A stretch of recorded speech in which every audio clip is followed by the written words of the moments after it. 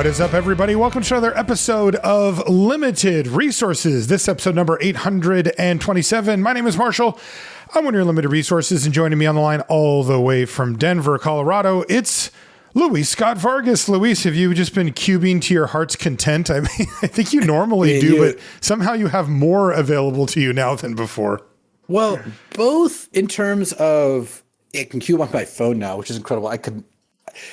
I mean, this is gonna date me, but like I first started playing Cube in college, like damn near 20 years ago, and this was back when Cube wasn't even like a very popular thing. I got it on the ground floor, of course. No, but me and Chian would just be sitting there, Winston one-on-oneing each other. We're just hanging out, and that was like if you wanted a Cube back then, you had to go through effort, and then it was like. Many years later, it was online, and it's like, wow, you can cube online. That's incredible. And then now you can cube on your phone. It's unbelievable. It is a great time to be alive, and we are going to be talking about the Arena powered cube. It's very close to the vintage cube that's on Magic Online, or a lot of the kind of standard issue vintage cubes that you'll find out in the world. Most people have variations and things, but there's a lot of the core cards in there here in the Arena powered cube. And we're going to be talking about that from a big picture perspective here. I mean, Luis and I both, we logged on, started playing, and it's like, this is a whole new audience. I mean, this is just a format that definitely even interested limited players may not have had really any interaction with, either minimal or none. Because if you were unwilling to go on Magic Online, then you weren't playing Cube online. And if you don't know somebody who owns a Cube, or you don't have one yourself, then you've maybe never drafted it, or maybe one time you got sucked into a Cube draft, but it's not part of your regular rotation. Well, it is now. Now it's going to be something that pops up on Arena regularly. And that means that, we kind of indulged ourselves before and talked about Cube kind of in the off season, but now it's a main event. And we're going to be talking a lot about Cube and really how to get good at it, because we know our audience comes to us to learn how to get better at these things. And boy, have you come to the right place, because you've got arguably the best Cube player in the world in Luis, and a long-term Cube enthusiast here. I'm a big Cube fan, and I've played a ton of Cube. So yes, this is you are in the right place if you want to try to get better at the powered Cube. And we're going to kick that off today with some high level stuff. And we're not going to let alone our Cube aficionados in the audience as well. We've got some cool combos and stuff to point out as well. Yeah. I mean, look, I don't want to get in the weeds and say whether I'm like the best Cube player or whatever. Like there's plenty of people who are very, very good. I think I'm probably the best person to learn Cube from, because I've cubed so many times and I've made so much Magic content with the aim of helping people get better, that I do think that I am well positioned to give people what they need for Cube. So what we're going to talk about today is going to be kind of a look at like what actually matters in the Arena Power Cube. If you're jumping in, what does matter? What should you be looking for, both in terms of like cards, in terms of decks, in terms of combos, but also just what are like the building blocks to having a successful Cube deck? Because there's a lot that goes into it. And I just am so excited to share it with more people, because I've gotten so much responses over the last couple days since Cube's been up, of people who are like, I've watched your Cube content for years, but I never cubed, because again, people don't want to go on Magic Online. I don't blame them. And they will, I love Magic Online. Just to be clear, I really enjoy the program. I use it all the time. I continue to use it, but it can be daunting for people who've never used it. This is opening the door to a lot of people cubing who would not have cubed before. And I think that that's just a unique opportunity for us to really kind of dive deep on it. So that's what we're going to be doing. That's what we're doing. And this is just the beginning. We're kicking around other ideas too. Maybe a set review for the Cube. I don't, if that's something that's interesting to people. I think a curated set review is more what I'm leaning towards, where I'll go and basically pick what are the cards that are good enough or interesting enough to talk about. Like, we don't really need to go in the weeds on Sanguine Evangelist. It's just a totally replaceable white 3-drop that you will play in the White Weenie deck, but you never take it early. It never really is a huge impact on your deck, that sort of thing. But it's really important to know, okay, well, what do you do with balance? What's that good with? What about Lion's Eye Diamond? I could write a book on Lion's Eye Diamond. There's already a book on Gush, so I don't need to intrude onto Indians territory here. But, I think a modified set review where it's like, no, we don't need to go over every single card, but, and there's like 5 different, 2-mana counters or whatever that are all relevant.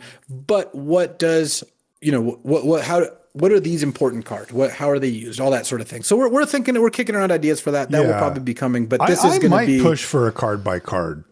Okay. I mean, yeah. Like we don't have to go super deep, but like the example you gave, like how do people know that? Like if we just brush over it or we don't even talk about it, we need to kind of tell them this is a card you don't need to pay extra attention to, or maybe the narrow cases where you do. And maybe we just keep that short. One thing that we kicked around was grouping the cards as well. Similar cards, especially, burn spells, counter spells, things like that, where there's a lot of similarity between the two. And it's a lot of nuance about which one's the best, although in many cases they're largely replaceable. Like we may group those and rank them or something like that. We've got so much cool stuff to do. At any rate, we want to say thank you to everybody who's on our Patreon. It's patreon.com/limited resources. And we also want to thank our sponsor, Ultimate Guard. They make some of the best products. Man, if you're building a cube, you really need to get up on Ultimate Guard stuff because they have you absolutely covered. They've got the sleeves, and you can get the good stuff, the katanas or whatever, and get your whole cube lined up in those. It ends up being really, really important, to protect your cards, especially for cubes, because so many cubes have really expensive cards in them that you really, and you're bringing them places and you're letting other people play. And the last thing you need is somebody to mess up your card because you had cheap sleeves on them. And of course, deck boxes and things to transport them. Ultimate Guard is the place to go. If you want to check them out, you can go to ultimateguard.com and you can pick up their products at your favorite local game store or online retailer. We do have a Patreon question of the week, by the way, Luis. It is cube related, to stay on theme today. It's from Paul, who says, "Hi, Marshall and Luis. I'm interested in learning more about how many lands to play in Vintage Cube. I know 16 to 17 lands or maybe 18 in regular limited is the rule of thumb, but how does that change when, for instance, you're playing a heavy blue," wow, this is right up your alley, Luis, "Tolarian Academy Artifacts deck, or a 5-color combo soup deck, or a mono white deck with a curve that tops out at 4. How do fetch lands, triomes, Moxen, Mana Crypt, Mana Vault, etc. change things?" This is obviously a big topic, but just for the Patreon question of the week, what would be your answer to the kind of how did things change with the mana? I would still go into deck building with 17 being kind of the rule of thumb of like, you should be playing 17 mana sources. Here are some of the ways I look at it. Moxes, like just, Mox Sapphire, Mox Jet, or Chrome Mox, or Mana Vault, or Soul Ring, or Black Lotus, I all effectively count as a land for me. Because if they're in your opening hand, you can play them and they tap for mana, especially like a Mox Sapphire. You can straight up just count that as a land. You don't need to draw any distinction. The one exception for Moxes is Mox Diamond does not, because it takes a land. So Mox Diamond's kind of a bad card in that sense, where it's not a spell or a land, but you really shouldn't count it as a land. So it's 17 lands plus a Mox Diamond, or even 18. Mox Diamond even rewards you for having more lands. Mm-hmm. Cards that I don't fully count as a land, Lotus Petal I don't fully count as a land because you use it once and it's gone. And same is true of Black Lotus, but Black Lotus has so much mana that usually I kind of cheat there. And things like talismans, or mana dorks, I don't have a strong rule there, but usually if in a green deck, let's say you're playing green ramp and you have something like 13, 14 green sources because you prioritize untap green, and you have Birds of Paradise, Llanowar Elves, Noble Hierarch, Ignoble Hierarch, you could play 15, 16 land. That'd be fine because you have all these one mana dorks that Forest plus Birds is very similar to having a 2-land hand. Academy decks typically are going to end up with more mana sources than you would expect. You would end up with something like 16 lands, but also 2 talismans, a Grim Monolith, a Mana Vault, that sort of thing. Those decks can flood out a little bit more, but they also have a bunch of expensive, really powerful cards. So usually if you flood out, but you resolve Mightstone or Weakstone or Coveted Jewel or Upheaval, that's usually fine. A White Weenie deck with a low curve, still 16, 17 lands. Note that Strip Mine and Wasteland can go either way, where if your mana's really good, you just count them as a land. But let's say you're playing 3-color control, but you want to play Strip Mine in it, which you usually will, I just count it as a spell. I'd play a 17 lands plus a Strip Mine. And that I think is going to end up giving you the best result there. So the TLDR is 17 land, replace lands with Moxes, and it's fine. It gets a little bit more complicated than that. There's always use cases. There's always context. There's always, ways you can adjust upwards or downwards. If my deck has a lot of cantrips like Preordained, Ponder, Brainstorm, I'm liable to shave a land if I have enough blue sources. But if you have a lot of cards like Stock Up and Expressive Iteration and Jace the Mind Sculptor and play 18 lands, that's fine too, because you're not going to flood out if you draw enough lands. So it's tricky. Yeah, I mean, I think that, the big picture takeaway is you still want to aim roughly at 17, and then you can adjust to 18 or 16, in some of the scenarios that you said. But there's a lot, and this is the beauty of Cube, by the way, is that there's a lot of exceptions. There's a lot of cards that are difficult to count as a land or not, even though they may actually be, or they may literally not be a land. And, a land may not count as one, like Strip Mine, and a artifact might count as a land if it's a Mox. And that's why this is the beauty. And, kind of zooming back out here onto the arena powered cube, vintage cube, it doesn't get old. It just There's doesn't just new stuff to do all the time. It's just crazy. I remember, when it was on Magic Online, and it was like, is this going to ruin it? Like if I can just hammer this over and over and over again. Yeah. And it was like, turns out it's like really good ice cream. You get it for dinner and you're really healthy still. So there you go. Thanks for the question. Kind of like actual ice cream. Ice cream consistently overperforms when they actually do tests. It does the ice cream definitely count as paradox is a real thing. It is. Yes. The Twinkie diet. Thanks for the question, Paul. That was a great one. And we will, of course, continue to talk about that topic of mana bases in Cube because it's huge. It is a very big topic. How many questions Cheon's been asking us in our group chat? That probably was Paul Cheon asking. It was Paul. He literally Klein. asked me today, "Would you play 14 lands plus a Chrome Box?" Yeah, there you go. So all he has to do is listen to the show, and he'll know. Okay, so let's zoom out a bit, Luis. This first section, we really do want to try to hit the high points, because we understand that our audience is familiar with Cube. Many people have played or watched Luis's videos. So this isn't like, well, what is a Cube? We're not doing that show.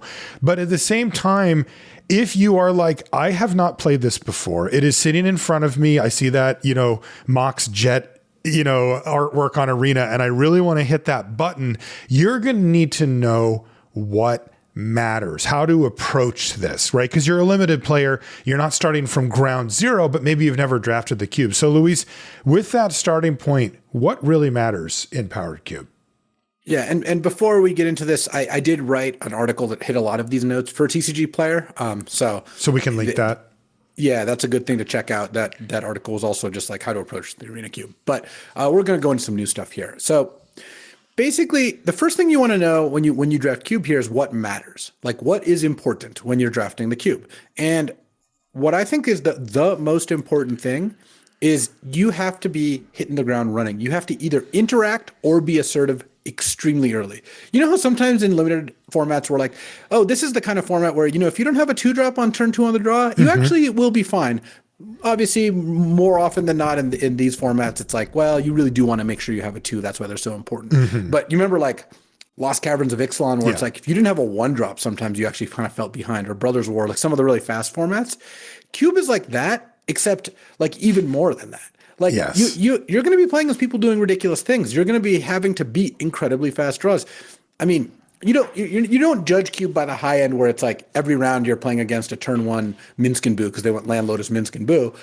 But like you are playing against people with really fast starts. So you either need to be interacting with them starting on literally turn 0 with, either free counters or, turn 1 with like Thoughtseize, or being the person who needs to be interacted with, where you're going to beat them with, LED Breach Freeze or, Flash or something early. This isn't to say that you always have to draft specific things or you'll fail, but here's the things I look for. There's a bunch of different categories. So it's, again, most Cube decks, if you looked at all the decks I drafted, like let's say on the team server, right, over like the last 6 months, almost every deck is going to have some of these components, because I think if you have none of these components, you're not going to win. Like that's how you draft the Cube decks that are bad and don't win. So what you need is either fast mana. So this is why the Moxes are so valuable. So we're talking all the Moxes, Mana Vault, Noble Hierarch, basically a way to speed up your play. So you're not just 2-drop on turn 2, 3-drop on turn 3. And I think the best way to kind of think about it when you look at this stuff is, if I was on the draw, how well would this hand work? How am I going to beat someone else on the play? Maybe someone on the play with a Mox. And fast mana is one way to do it. The other is cheap interaction. So we're talking 1 mana interaction, like Thoughtseize, Spell Pierce, Swords to Plowshares. Because you need to be able to, if you can, answer a turn 1 Ragavan, but also answer, Landmock's Demonic Tutor. I'm going to play Hullbreacher on turn 2 and maybe a Wheel of Fortune on turn 3. And so creature removal is part of it. Thoughtseize, the reason Thoughtseize is such a premium card where it's like one of the 20 best cards in the cube is because it answers everything. When you Thoughtseize your opponent, you're stopping whatever they have. Cheap blanket, yeah. Yeah, you're just doing that. So besides like the cheap interaction, there's the free spells. So Force of Will is the best of them. Force of Will, again, that turn 1 Land Lotus Minsc and Boo, you force it, all of a sudden you just both traded 2 for 2, and it's now your turn and you get to play the game of Magic. Force of Will is incredible. Force of Negation as well. In the Force of Negation scenario, when they play the Lotus, you probably are forced to Force of Negation it because you can't rely on them playing a non-creature afterwards, which is a little unfortunate. That's why Force of Will is obviously much better. But also cards like Fury or Solitude or Snuff Out. So, okay, let's say you are on the draw and they have a Mox. Well, Fury is a pretty good way to get back in that game, right? You have ways, or they reanimated something early. A Solitude can go perfectly. Cheap sweepers can also help here. So we're talking cards like Balance or Toxic Deluge. There are the 4 mana sweepers like Wrath of God. Those sometimes can even be too slow against aggro, but like Balance is just incredible, right? Balance is one of the best cards in the cube. And then you be the one who knocks. You be the fast combo deck where you've got Flash or Entomb Reanimate or any of the Brain Freeze, Breach LED, like I mentioned. Any of the things where maybe your opponent did whatever they wanted for the first couple turns, but then you just killed them on your turn 3. If you don't have ways to win quickly like a combo, cheap interaction or free spells or sweepers, like if you don't have any of these things, which I don't know how you ended up there, but if you did, then you are going to have a hard time. And this is actually where something like the White Weenie decks actually have the hardest time, where if you draft like, let's say, a white-red aggro deck, but you just didn't open a Mox and you don't have a Solitude or like a Swords to Plowshares, there's going to be some times when like you even just play the mirror and they just are on the play and you're just like, whoa, I've gotten way too far behind. Yeah. Or you play against a green deck that like they play a turn 1 Noble, you're not able to kill it, and they play a 3-drop on turn 2. Like you're still going to be losing to that even without any busted starts, and that's not even factoring in like the whole power aspect. So it is really important when you're drafting to always be thinking, my opponent's on the play and they have a good hand. How do I come back from that? And the answer is these cheap or free spells.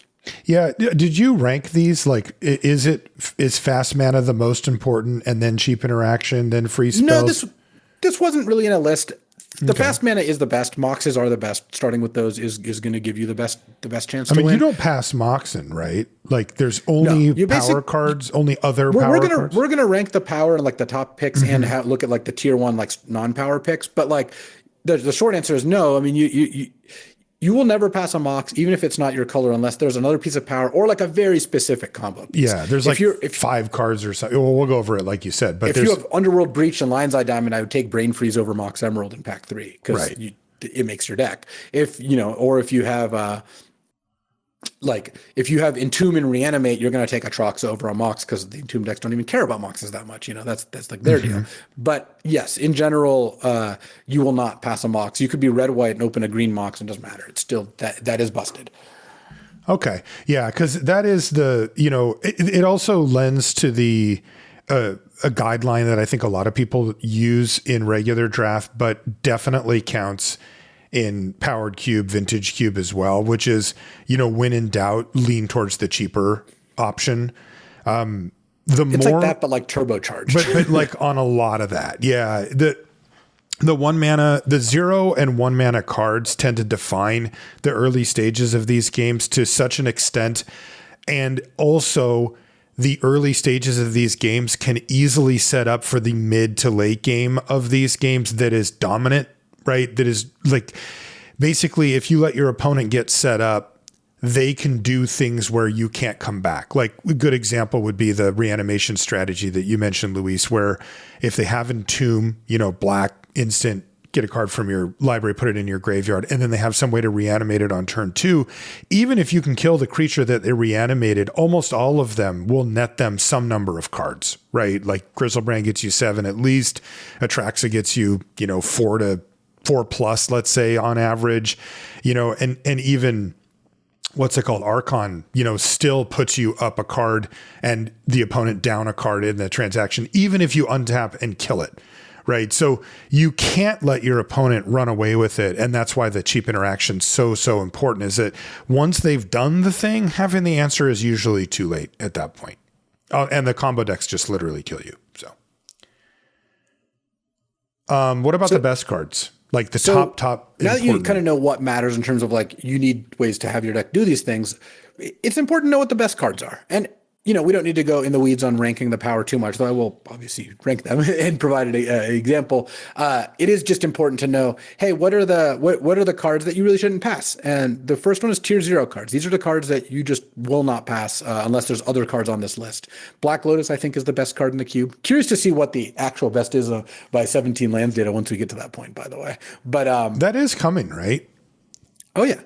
Yeah, that is coming. I don't know when. I just haven't seen it yet, so I'm like, usually they'll give you something, but let's see. Yeah, I mean, it's still on 0-1. Right now, yeah, it's on 0-1. There's no cube yet. But Black Lotus, when you draft Black Lotus, you can do whatever. Obviously, I do like drafting it with Underworld Breach, Yawgmoth's Will combo decks, but you don't have to worry. You just the main thing to draft with Lotus is you want to draft the proactive deck. You don't want to draft a control deck. It's not that good in control decks. The best thing a control deck can do is maybe play it early like Jace or Teferi, and that is really good, of course. But it's a lot better to be on the Minsk and Boo side or the Ovalwald Oddity or Hero of Bladehold. Like just do something assertive or have like some sort of Yawgwill Brain Freeze Breach combo, because Lotus is really good in those decks too. But you're going to be happy no matter what. Number 2, I like Time Walk. You can definitely make the argument that it's Soul Ring or Mana Crypt. I wouldn't fault you for those. And if you like drafting the decks that those lead to more, that's also totally fine. I would personally take Time Walk second. And when you draft Time Walk, you're looking for things that give you turn advantage. So like Planeswalkers or like the Tameo, the Inquisitive Student who attacks and makes a clue, like really good when you Time Walk. Any on attack trigger is nice when you get an extra attack. But you also want ways to replay the Time Walk, which there's actually a lot of.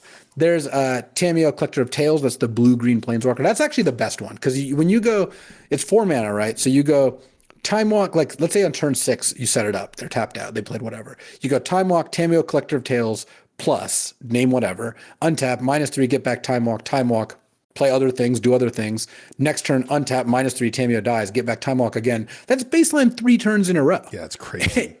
And you even got a Tameo +1 in that whole sequence. You can usually find a way to win. But besides Tameo, there's Eternal Witness, Jace Vryn's Prodigy, Snapcaster Mage, and so you end up blue-green a lot. Like cards like Uro are great with Time Walk.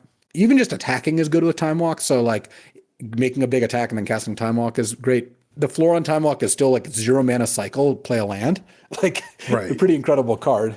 So I'm trying to really abuse Time Walk when I see it, and then also find cards like Spellseeker or Mystical Tutor, cards that can go find it. I don't know if Spellseeker's actually in this. I haven't seen it yet, and I've drafted it. Is not, but yeah. Mystical Tutor, Vampiric Tutor, Demonic Tutor, any of those.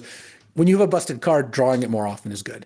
Then you've got Soul Ring and Mana Crypt. Those are both the 2 mana artifacts, and these Soul Ring and Mana Crypt are busted cards. Again, in just about every deck, you can construct bad ones. Like if you're blue-black, it typically is not that good because blue-black tends to just have low-cost cards and heavy mana cost cards with lots of blue and black pips. But generally, when I open Soul Ring or Mana Crypt, I mean, I first of all like drafting artifacts because I think that deck is just great. And, this is a good start to it. But really, again, any kind of like assertive deck, that's what you're looking to do. You've got, after those two, and I put Soul Ring first because I think the life loss does matter. You've got Ancestral Recall, which, again, just a busted card. You don't have to worry too much about where it goes, but pairing Ancestral Recall with cheap interaction is going to be your best bet generally. You want to be, sitting there and going like, turn 1 Duress you, turn 2 Ancestral, Flame Slash your thing. So like if I first pick an Ancestral, I often end up in like a multicolored control deck. That with is, a I bunch think, of typically cheap 1 mana stuff. Yeah. Yeah, because Ancestral, unlike all the other cards on this list, does not give you a mana advantage. But when you Ancestral and cast a bunch of cheap interaction, that then you're really getting somewhere. Then the Moxes. I have it in order of Mox Sapphire, so blue, then black, then white, then red, with green as a dead last. The ranking of the Moxes also doesn't really matter all that much, of course, but I think that being able to, if you early see a sapphire and like a ruby, I think blue's better than red. I think that the color ranking, this is actually the color rankings. Well, kind of. I think that blue and white are the two best colors, but I think black uses Mox Jet better. Okay, because it has the cheaper mana intensive cards. Black has lots of really mana pip intensive and cheap cards, and you know, and I think that, I mean, Pearl's great too. Like whatever, they're all very, very good, but it is just there are some differences there. And these are the tier 0 cards, right? These are the S tier. These are the tier 0. Like you aren't passing these cards, right? Under basically any circumstance. The interesting discussions can be had when you get 2 of them in a pack, but that's pretty rare to happen. It doesn't happen very often. So for the most part, the Vintage Cube experience or the Powered Cube experience is, at any point you open one of these and you just try to make it work. And that does also count, by the way, for Time Walk and for Ancestral Recall. The cube is set up with ample mana fixing, ample. Like I have played against many mono white decks that splash for Ancestral, for example. It is not uncommon to try to accommodate your mana a little bit for one of these absolutely busted cards. I'm sure there's some purists out there that would say like, no, I have no room for Ancestral Recall in my blankety blank deck. But it's like most people, most of the time, will attempt to make room for it. Yeah. And look, if you're mono white, you know, or red white aggro, and you're going into pack 3 and you open, I even saw someone post this on the subreddit, Broadside Bombardiers and Time Walk. Well, you should probably just take the Bombardiers. Yeah. At that point. That's fine. That's fine.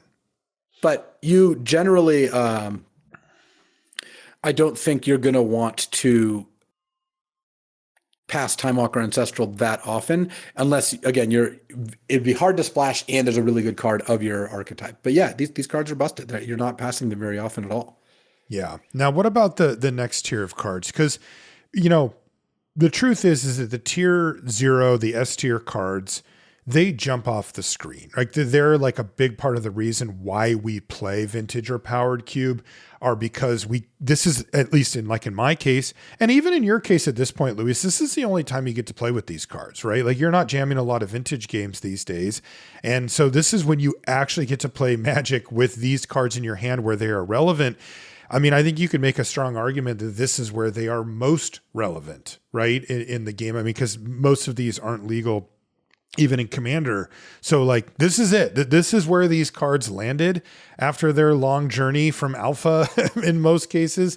But so they jump off the screen, but then there's the tier 1 cards. And these ones this is kind of the meat of the bone for me because this is not obvious. There are so many cards that I could show somebody who hasn't drafted Vintage Cube that they could say, yeah, that looks pretty good. Like, I don't know, you know, and many of these, you may not even predict that they would be some of the absolute best cards in the cube, but they are. Yeah. So these are the cards that, like these tier 1 cards and these are not in order either. That if you didn't open Power, these are among the best cards to open. So we're talking cards like Force of Will and Thoughtseize, Swords to Plowshares, Mana Drain. So some really good interaction, you know, the best of the best. Force of Will is the best counter spell. Swords is the best removal spell. Thoughtseize is the best discard spell, you know. Mana Drain is the second best counter spell. I do think Force of Will is better. There's also some really good build-arounds. Cards like Tolarian Academy, Flash, Reanimate. You know, these are Tinker. These are cards that will really pay you off when you draft the decks that they go in. And I think that they're worth kind of like setting your direction. Like, obviously, I'm very happy to first pick a Tolarian Academy or a Flash and just go the direction of like, I'm doing the thing of that deck. There's also some just really powerful individual cards like Psychic Frog, Broadside Bombardiers, Minsk and Boo, Booster Tutor. Booster Tutor specifically, I think, is just a really busted card. It's 1 mana, and you get to look at 15 cards. Like, the fact that they're random cards, sure, that's not quite as good as looking 15 cards in your deck, but you can also hit better cards that are in your deck, right? Like, you can hit Time Walk, and you don't have Time Walk in your deck. So Booster Tutor, I think, is just a fantastic card. It's really fun too, but it's really, really good. Some of like Mana Vault goes here, you know, that's like some of the really good fast mana. Time Twister goes here. And then the good tutors. So we're talking cards like Demonic Tutor, Vampiric Tutor, you know, I wouldn't quite put mystical tutor there, but just the two black tutors are very, very strong. And these kind of round out the cards like, and this isn't in the arena cube, but also, you would see like fourth year Lingus or initiative creatures go here. The cards that if you don't open power, you're usually going to take. And I think that the best in class, like the best tutor, demonic tutor, the best reanimation spell, reanimate, et cetera, the best of this has the best version of all the big themes in the cube. And some just kind of random, really powerful cards like Frog, like Bombardier's Minsk that are just like, these can go in a bunch of different places. They're just really good cards. Okay. But let's talk about a few of these, like, because if you showed me, a card like Minsk and Boo Timeless Heroes, at first I would say that's probably not very good. Once I see green, red, and it's 4 mana, sorcery speed colors. card, yeah, I'm just like, yeah. And frankly, when it first came out, I did not respect it. I also had a unfortunate situation happen early where I happened to have a lightning bolt the first time that my opponent cast Minsk and Boo, and that's the one card that kind of punishes it. You can kill it with the trigger on the stack, and then they just get the dumb 1/1 out of the deal. And I thought, the Planeswalker comes in with 3 loyalty, then triggers to make a 1/1, which gives you a window where you would not normally have to cast a spell. You can usually not bolt a Planeswalker before they use their plus loyalty, right? But because of that timing, you can kill the Planeswalker before they do anything. They're left with just a 1/1. Yeah, and it has to be instant speed, and it has to do 3. So I had lightning bolt. So I'm like, okay, yeah, this card or be like Shieldred's Edict or any other removal spell that can kill it. Yeah, and I was like, so that card's like, it doesn't seem that good to me. But that was literally my first interaction with it. And then I just proceeded to lose to it. And then Luis was just like, this card's unbelievable. It's broken. And then I started drafting it. I'm like, this card's just completely stupid. Right. So it can take a little while to figure those out. But at any rate, if you read those, you can, cards like reanimate are relatively straightforward. Like people understand the idea behind that. Get something huge in the yard, reanimate it. But what about like Time Twister? Right? Like Time Twister is a very narrow kind of card. Like, do you just take it on raw power level, throw it in any blue deck and move along your merry way? Or are you trying to abuse a card like that? Time Twister is probably the weakest card on this list, but I do think it kind of barely makes it in there. When I first pick a Time Twister, I'm looking to either draft some kind of like Storm combo where I have, Dark Ritual, Lion's Eye Diamond, that sort of thing, or draft Hullbreacher combo where your goal is to play Hullbreacher and then cast a draw 7, or draft Artifacts, or where you're just using Tillerian Academy or things like that. Just lots of ways to get a bunch of artifacts out and then cast a draw 7. So you're just basically looking for ways to generate lots of mana or ways to break the symmetry, which is what Hullbreacher really does. Okay. So that's mainly what I want to do with Time Twister. I've just found Time Twister to be a very powerful card. So I haven't really been unhappy taking it early. I didn't used to take it super early. Yeah, it's just, I want to draw that distinction between very high power level versus like Broadside Bombardier, Psychic Frog. Like these are cards that you cast, you do the thing that it says on them, namely attack, and you're like, wow, this is amazing. But you don't have to build around it beyond having the mana to cast it, basically. Where Time Twister and like Tinker's another one, Flash is another one. Those are build arounds, right? Like you do not just throw Flash into a random deck. There is a subset of creatures that you try to pair up with Flash to make a 2-card combo that is busted. Flash lets you put in a creature for 1 and a blue, and then it gets sacrificed right away unless you pay a bunch of extra mana. But for the most part, people, play this with cards like Atraxa, where they can draw a whole bunch of cards off of it. Triplicate Titan. Yeah, I've listed all the bunch of combos. The end Flash is one of them. Yeah. So at any rate, these are cards that are, to me, come in 2 different categories. There's just raw power level, put it in any deck that can cast it and enjoy. And then there's really high ceiling, but you do need to build around it. Yeah. So in the article I wrote for CCG Player, I put the next tier of cards into. I don't want to go over those now. There's just too many cards. But I'll put the link to that article. So. Yeah, suffice to say, there are a lot of good cards in Cube. But if you know that these two, like the tier 0 and tier 1 cards, is just what those are and how good they are, then you will avoid a lot of the issues where someone just passes I had a draft where Broadside Bombardiers was in the pack with 5 cards left in the pack. Ooh. And it's like, people just don't know how good the card is, especially if you haven't seen the card. And also, that card in specific gets better the more you read it, basically. Yeah. And the first time you play it and you realize how much damage actually gets chucked by that thing, you're like, wait a minute, what? It is a broken Magic card for sure.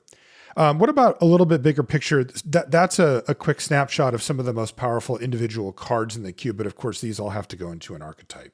Yeah. So the other thing is you got to know your archetypes, because cube is about drafting decks and not just piles of cards. You know, in a normal limited format, you're like, I'm drafting white, green or whatever. Cube isn't like that. In fact, you could be drafting blue, black, and the person passing you is drafting blue, black, and neither of you are getting in each other's way at all.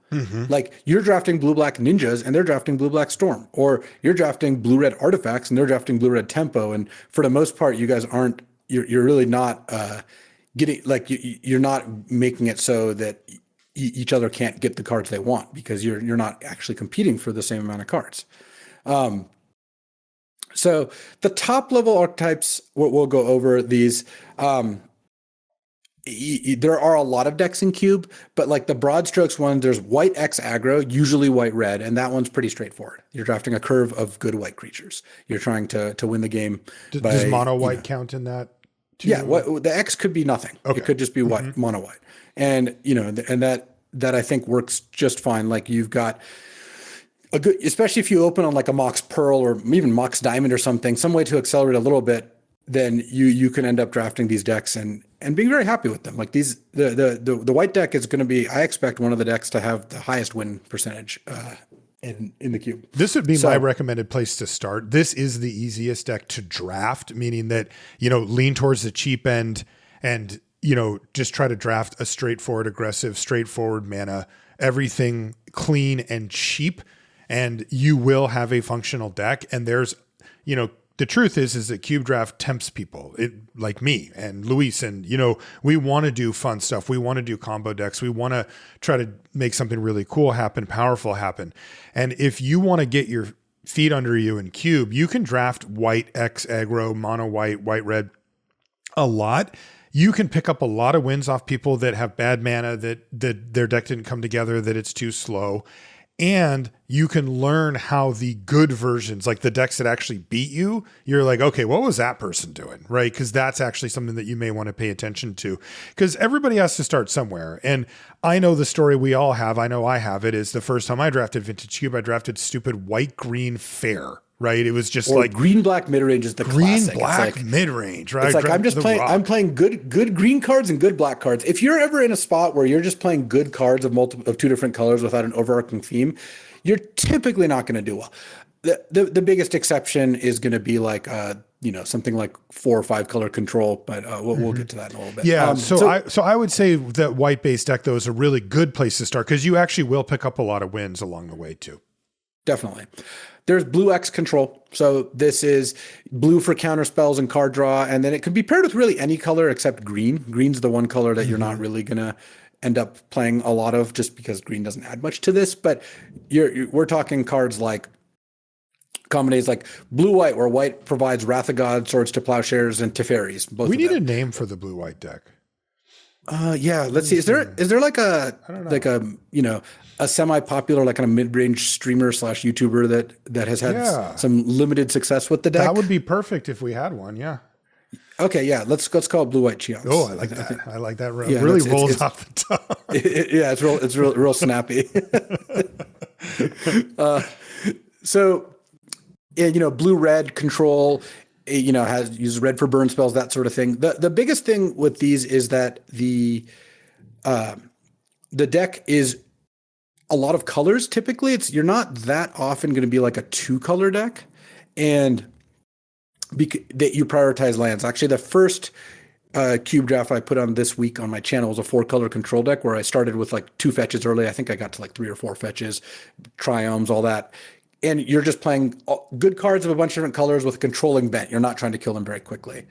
There's also like blue X tempo. So this is more like blue red or blue white or blue black, really any color but green. And what you're trying to do with this deck is you're trying to play like a cheap creature and use blue for counter spells like Daze, Memory Lapse. Like you can imagine Ragavan into Daze is the classic, right. Or like, Luminarch Aspirant into play Guide of Souls on turn 3 and then Memory Lapse, their 3-drop. That basically using blue is kind of a support color for just a couple counters and maybe some cantrips or card draw. these decks are often two colors. They don't want to spend a lot of picks on land. They just want to spend a couple picks on specifically the lands of that it's looking for. Then you've got artifacts. So that's like Tolarian Academy, Mishra's Workshop, Urza. You're trying to play as many cheap artifacts as you can to power these cards, and then trying to play these giant artifacts, Coveted Jewel, and just, with Displacer Kitten or like Upheaval, like, Retrofitter Foundry's really such a good card for this archetype because it's both a cheap card and also a payoff, like where you actually get to use Retrofitter to kind of bury them with Tolarian Academy, but you also get to use it as to provide mana to begin with it. The artifacts is base blue, usually like red and white are the two most common colors, but artifacts is just base blue, and you can kind of go from there. You've got Sneak, Flash, Reanimator. So these are all the the cheaty decks. Yeah, the ones that end up basically trying to cheat a giant thing into play one way or another. And when you have these decks, it really heavily depends which cards you start with, but the best ones are Flash is the best by far. But Flash, Reanimate, Sneak Attack, and then Show and Tell is pretty bad. You typically try not to play Show and Tell that often.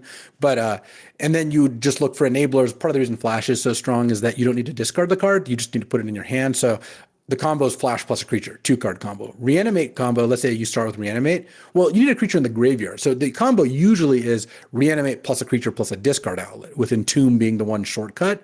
So that is why Flash is better. But you can really just start with a way to cheat a big creature into play, or one of the really high quality big creatures like Atrox or Archon of Cruelty, and you're just trying to figure out ways to kind of get those into play as soon as possible. These span the Grixis colors, and they usually end up some combination of those. One thing of note is that Through the Breach is not in the powered cube on Arena. Does that make you hesitant? One card that keeps coming up for me is Emrakul. And I'm just like, does Emrakul actually have a place in this cube? It feels like Emrakul barely works because besides Through the Breach, Corpse Dance and Shallow Grave are also not in. Right. So that's what I'm thinking. I'm like, how are you, like, it's just channel and Sneak Attack, right? Like those are the ways that you can actually make Emrakul work, somewhat. I mean, I got channel Emrakul'd, yesterday or whatever. And it was like, okay, yeah, good beats. You did it. But normally you have more fringe ways to get Emrakul onto the battlefield / attacking. But this cube's actually quite short on them. This is sub note I just wanted to bring up to you because I thought it was kind of interesting. It feels like that type of card doesn't really have a home in this particular cube. Yeah, definitely. Emrakul, I think, is quite a bit weaker than it would normally be, and that is a good thing to note. And then there's like the green has kind of like two main archetypes. There's Green Ramp, which I think is pretty bad, but a lot of people like drafting. So, that is a staple archetype and very well supported. And it's pretty mediocre. Yeah, it is not particularly good. So there's the Green Lands package. So this is Titania, Strip Mine, Renin 6, Ice Till Explorer, Ramanop, Sylvan Safekeeper, Zuranorb, Ramanop, where basically you're trying to use various like lands and land combos, with Titania being a big one. So she's like 5 mana, 5/3, puts a land back into play from your graveyard. But whenever a land on your battlefield dies, you get a 5/3. So her plus Zuranorb or Sylvan Safekeeper, you just turn all your lands into 5/3s and just kill them usually in a turn. And her plus Strip Mine is just or very, just very good. Getting back Strip Mine, killing their land and getting a 5/3 is incredible. It's great with fetch lands. And then Strip and Waste plus ways to recur it. So that's a better way to go about it. You also have like Fast Bond, Zuranorb, Crucibles, and Infinite Combo. So there are things you can do there. But typically, I would not recommend drafting green that much. Nadu is also a big reason to draft green. The Nadu combo is pretty good. But most of the time, I think that the green decks are a bit of a trap. Like you're just not going to catch me with Raphellos in my deck. I think that's not a good plan to go for. Is that, by the way, I did want to ask you, this can be part of a little bit of a broader spotlight, but I am curious, is just, so like you just mentioned that infinite combo, right? With Fast Bond, Crucible, and Zuranorb. This is Arena. Like I don't have a 25-minute clock here. I have a rope. True. It is, I'm not like, it kind of limits what you can do, right? Like with these infinite combos, like I can only do it a certain amount of times before the rope gets me. And it's much sooner than it would be on Magic Online, or in real life, you can demonstrate a loop and then just pick a number, but you can't do that on Arena. Does that knock these decks at all? Anything that you have to do over and over and over again like that? A little bit, yeah. I mean, if you're not well versed in getting them done, then I think you're going to end up struggling a bit. And so some of them, like I've been playing a fair amount of Yogwell LED style decks, and those decks can be hard to run. Like you've got to have good practice, and you got to go really fast. If you're not able to do that, then you might want to not aim for those kinds of decks. Okay. Another thing to note, and this is just massive, is Lion's Eye Diamond, they don't have priority set for it very well. Their auto pass is really, really bad. What that means is if you have Lion's Eye Diamond in play and Echo of Eons in your hand or Underworld Breach in play, it will not register that you can do anything and just pass your turn. Oh, no. Horrible. So my recommendation is if you're ever going to use Lion's Eye Diamond, just go into full control, and then until you're well versed enough to know the situations where you need or don't need to do that. But yeah, you will generally want to just be as conservative as possible there, because LED, like you'll just go through your turn, like as if I went turn 2 Breach, play my Lion's Eye with Brain Freeze in hand, and it just auto passed me. Oh, I went from a turn 2 kill to just doing nothing, to just throwing an Underworld Breach in the graveyard. Oh my God. That wasn't very fun, I'll admit. Yeah. And then the last deck is Domain, where you basically start on fetch, get some triumphs, get some duels, and just take cards of every color. Those are like kind of like the soup decks. Most of the time with Domain, I think that drafting a control deck with a ton of answers is pretty good, because if you're going to draft aggro, you don't want to be messing around with your lands and spending picks on tap lands and stuff. So, but you can make Domain work. There's a variety of specifically even Domain payoffs. Like there is, things like Tribal Flames or Territorial Kavu, where like actually land types matter a lot when you have them in play. Okay, so that's a big picture view of some of the premium archetypes. Yeah, and there's a lot of sub archetypes. There's a lot of things in that. Some of these things overlap, right? Like, what's the difference between Blue Red Tempo and Grixis Control? It's like, well, honestly, not that much. They want a lot of the same cards. Yeah.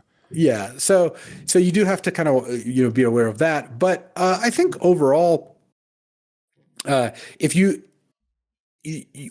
you're starting to cube here and you're trying to figure out cube, don't be like, okay, I need to learn all these decks. Just learn like 2 or 3. And this is kind of what we said last week too, right? Like if you know how to draft white aggro and you know how to draft like, blue control. Honestly, most drafts that you'll sit down at, you can draft one of those 2 decks. It's good to be able to draft more than one, because you don't want to be in a position where like the best white aggro card you open is Mother of Runes, but there's also a mana drain in the pack and you're unable to take it. That would be kind of a bummer.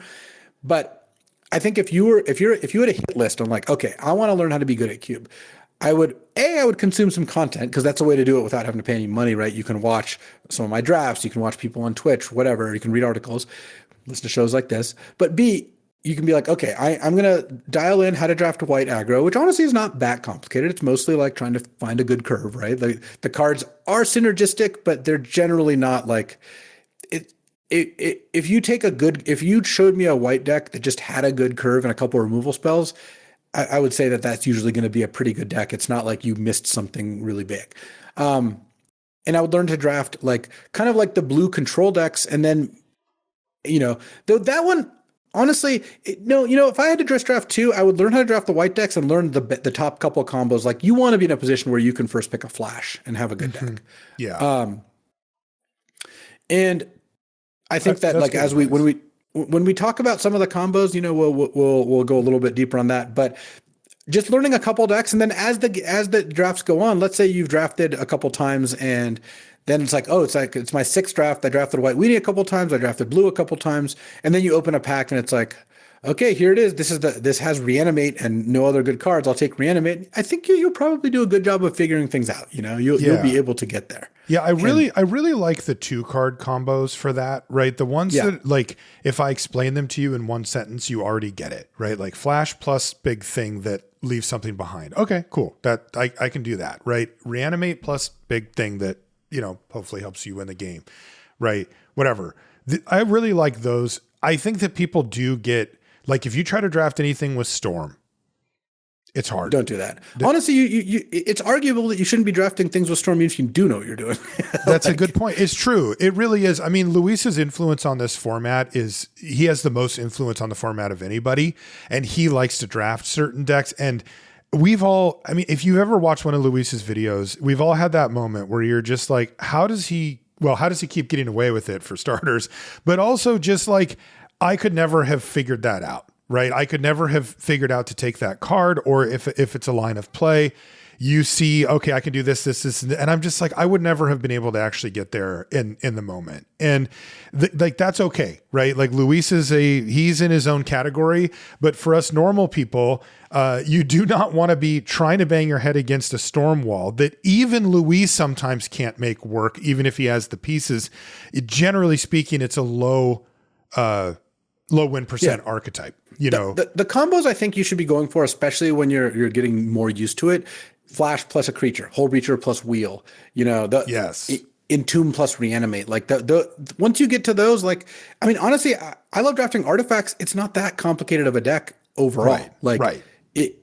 It's got, you know, some nuance to it, just like everything else. But if you first pick Tolarian Academy and then you just tape the good artifact payoffs, like the good expensive cards and every cheap artifact you see, you're going to do just fine. You're going to be all right. Yeah. You're not going to be missing like a big thing or anything.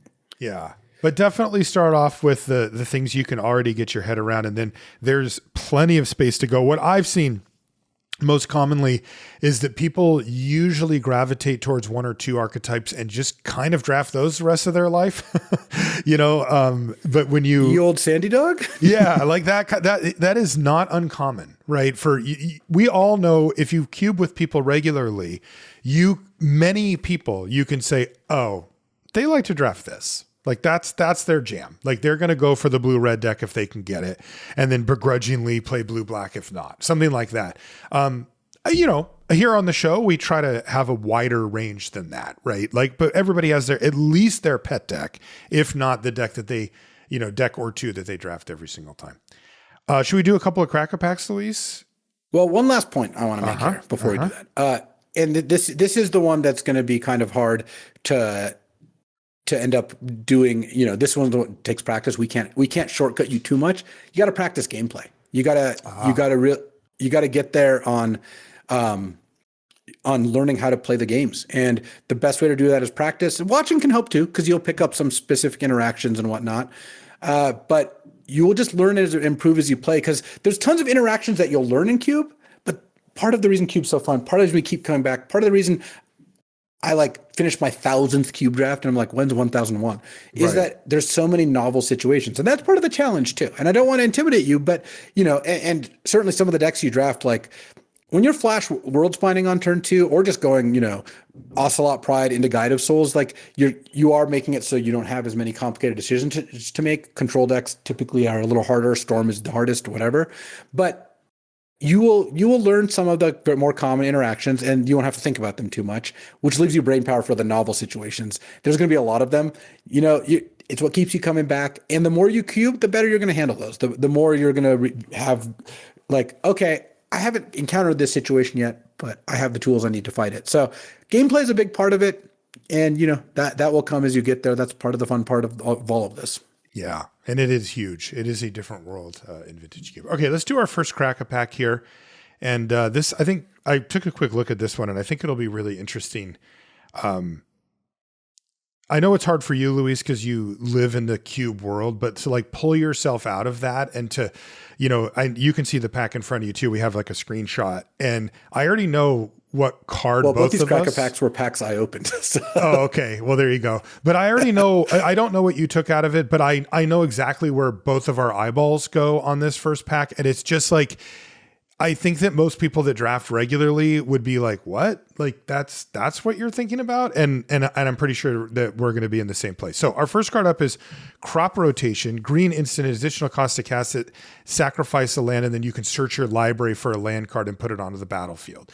This is a way to search up particularly important lands in your deck, but they have to be linchpins of your deck. Like, you know, it's hard to get crop rotation in, but a card like Tolarian Academy that you mentioned, or Strip Mine's probably the most commonly searched for card with crop rotation. You don't use this, to slightly upgrade one of your lands. You do this because you've built a deck that's more or less a combo deck around a land, and this is another way to get it. Yeah, it's not a card. Crop rotation is a card you should infrequently play. It's not a good card. Right, and it's also not very good. Next is Spell Pierce, blue instant, counter target non-creature spell unless its controller pays 2. Spell Pierce sees wide play. This is when Luis was talking about cheap interaction, Spell Pierce isn't one of the very best of that, but it's definitely on the list and it sees a ton of play.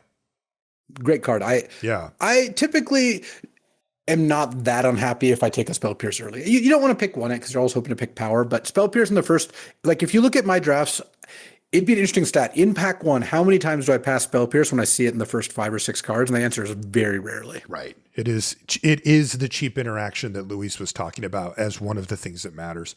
Next is Ether Spellbomb. That's 1 mana artifact, and you can pay 1 mana, sack it to draw a card, or blue, sacrifice it to return a creature to its owner's hand. So this card is generally not quite there on rate just by itself, but when you put it in an artifact deck, it gets pretty good. When you're able to, like when it's powering up your Tolarian Academy, or you're able to search for it with Trinket Mage, that sort of thing. Ether Spellbomb is a good bit of disruption, and it can be nice in like Blue-Black Reanimator. You just have this in play to protect you from, various hate creatures, that sort of thing. So not a card that you want to be taking here, but it's not a bad card. This is actually a pretty solid one. Next up is Utopia Sprawl. This is the enchantment version of a mana elf. It's green for an enchantment aura. It enchants a forest. That's important. It's not any land. It has to enchant a forest.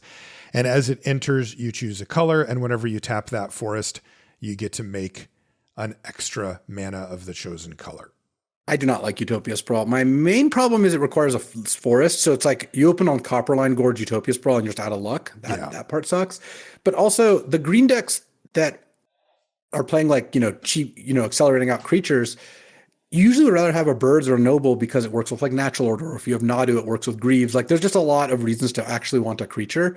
So I think Utopia Sprawl is not generally that good. Yeah, it's really, what you gain is that it's difficult to kill, more difficult to kill than a creature. But unless they have Strip Mine or Wasteland. There you go. But it's still more difficult, right, on average. But still, but then like you said, and you didn't even, like there's Craterhoof Behemoth. And like there's so many things that actually care about having creatures on the battlefield that Utopia Sprawl falters. Next up, the innocuous Polluted Delta. It's a fetch land, tap, pay a life, sack it, and you can get a island or swamp and put it onto the battlefield. Polluted Delta is great. This is one of the best fetch lands, and fetch lands are just really, really good. Fetch lands are kind of what makes your mana bases work. And the fact is they add cards to their graveyard for things like Treasure Cruise or a Bornoculus. They can get Triomes to fix 3 colors. In fact, like if you have Savai Triome and Polluted Delta, Delta's providing 4 colors of mana. It's incredible. And then you add a breeding pool to that mix. Now your Delta's a 5-color land. You can also get Surveil lands. You can do things like Vampiric Tutor, you crack Delta, you get a Surveil in response to you Vampiric Tutor and put a creature on top, and you built your own Entomb. There you go. That sort of thing actually works too. Like there's just a lot you can do. Yeah. And with Brainstorm and Ponder, shuffling away stuff from the top of your library, it's good. Yeah, there's just like the fetch lands are just truly excellent. And I think that overall, I am pretty happy taking a fetch. Like fetch is like kind of the dividing line where if you first pick a fetch land, I feel like that's like, okay, this pack was fine. You hope for more, but it's just not that bad. It's kind of first picking a fetch land is like first picking a good common in a normal draft. Exactly. When you opened a pack and you got to take the best common in the set or the second best common in the set, like, yeah, you feel like, okay, I could have opened a bomb, but at least I didn't get screwed. At least I didn't have to take something worse. And fetch lands kind of feel like that. You first pick a fetch, you're feeling all right about the situation. Yeah, they're the silent all-stars of the format. Which also means the next 2 cards are kind of, they're kind of counterfeited by the Delta. It's Temple Garden and Badlands, 2 of the just dual lands, a shock land and a dual land. You just wouldn't consider those when there's a Polluted Delta. Yeah, Temple Garden's the green-white shock land, and Badlands is the black-red dual There's land. no land excluding things like Tolarian Academy or Library or whatever. There's no land that's better than a fetch land early. Sometimes late, like your blue-red tempo and you have a Misty Rainforest and you'll take Volcanic Island over Flooded Strand because you just want to make sure you get that blue-red duel. But early in the pack, fetch lands are just better than everything else. Yeah, it also tells an interesting story. The original duels they originally had and still do have both of the basic land types. And then the shock lands were the fixed or unbanned or reprintable or whatever version of those. So those are kind of a family, and they used to be for a long time the only ones that had that. So fetch lands worked with those so that it turned your fetches into duels. But now we have triomes, which are actually 3 different types and therefore fetchable by many. Sometimes you put Polluted Delta into a deck that doesn't run black at all. That's very common. Or blue and black if you're really threading the needle. Yeah. So that's something to pay attention to when you're looking at lands, especially if they're just mana producing lands primarily, is if it's a dual land, is it fetchable? And there's a lot of them now. Next up is Green Sun Zenith. Just while we're here, my rough rating is fetches first. Generally the alpha duels, so like Badlands, Temple Garden, like those duels, because I don't draw a distinction between shock lands and non-shocks. Obviously, you'd rather have Badlands over Blood Crypt, but it doesn't really matter. They're all like they're basically functionally the same. So fetch lands, then alpha duels / shock lands, because I think having untapped lands is a lot better than tap lands. Then triomes, then surveils is typically the order as I take them. Okay, I thought you were going to say triomes were above the duels. No, I mean, it can be like if you're Grixis taking Xander's Lounge to turn on your Misty Rainforest to be all 3 colors or whatever can be good. But in general, no, I actually think that it's better. That's good to know. Like if I'm, it's a little tricky once you're like already 3 colors, but like, even if I let's say at the end of pack 1, I was like blue, black, and I had 1 Dak Vaden, I might still just take Underground Sea over Xander's Lounge. Like because the reason is there's triomes and surveils. It's 2 cycles of tap lands. Like there's a lot of tap lands, and tap lands have pretty big diminishing returns. Cube is fast. Yeah, and that is consistent with what you said about what really matters about doing stuff early. Next up is Green Sun Zenith, green X sorcery. Search your library for a green creature card with mana value X or less, and put it onto the battlefield. Then shuffle, and then you shuffle GSZ into your library. So this is a way to shore up combo pieces. Like you want to end up, if you're assembling Titania plus Sylvan Safekeeper, this can get both halves. Nadu plus Bristly build, this can get both halves. So that is kind of how I view the Green Sun Zenith. It can also get like a mana dork. Yeah, I was going to say, do you view it as a toolbox for green? Like, is that not even on your radar? Yeah, it can be. There are some decks where that's kind of how it plays out. But yeah, usually I think Green Suns is just it's just not that high of a pick. Yeah, I think the truth is that Luis doesn't view it that way because he doesn't draft those decks or play it that way. And Green Suns at this point is the type of card that if your opponent's doing that, you feel more of a sense of relief than you do any type of big threat. It's kind of like that's all you're doing. Like you're overpaying for your, for your whatever toolbox green card, you're just using it as a flexible overpriced thing. Yeah, it's not that threatening. It's less that I don't draft those decks that often. I don't draft them a ton. It's that I just won't take Green Suns until I know I'm firmly in that deck. I see. It's a little bit like one of the cards we're going to see soon here, Tendrils of Agony. I don't really take Tendrils. It's not on my radar until I start going down that direction. It's not a reason to go down that direction. Yeah. Next up is Glorybringer, 3 red, 4/4 flying haste dragon, and you can exert it when you attack. If you do, it does 4 damage to a non-dragon creature an opponent controls. Is Glorybringer just priced out at this point? Is it still okay? Yeah. So I'm glad this is in the pack because it gives us an opportunity to talk here too. We're good at finding opportunities to talk. Don't worry. Especially about Vintage Cube. I think that Glorybringer and any card that's like in the 5+ mana category, you should mark down in your kind of your mental calculus quite a bit. Like it is not a good card. You should not be aiming to put Glorybringers in your deck and select Glorybringers. Okay. Like that's not where you want to be. And I think that Yes, it's a playable card, and I have played it in some decks. I'm not saying I'd never play the card, but Glorybringer really is just not the thing you want to take early. It's a thing that maybe you play late, or maybe you sideboard in the right matchup. There's a lot of decks that do not care about this card. You can't spend 5 mana on a card that half the decks just don't even care about. And the ones that do, it's like, well, it's not a very fast card. It's 5 mana. Right. So Totally.